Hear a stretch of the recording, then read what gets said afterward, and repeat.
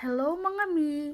So, bale gumawa pala ako ng chocolate Oreo muffins at nilagyan ko ng Oreo chips and chocolate sa taas niya para naman mas magandang tignan.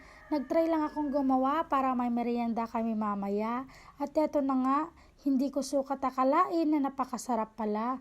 Malalasahan mo ang mga Oreo at mga chocolate chips na nilagay.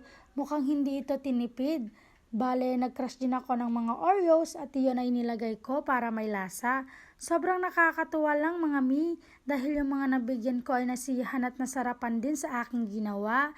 At ayan, kaya naisipan ko na pwede pala siyang idagdag sa pangbaon at snacks ng aking anak at pang business na din. Sobrang sarap at halos hindi ka magsisisi. Kaya ano na, gawa ka na din. Sobrang sulit at sobrang sarap. At kung bago ka pa lamang sa aking Facebook account, maaari bang pa-follow, pa-heart, and pa-share na din para sa more updates and videos. Salamat! Bye-bye!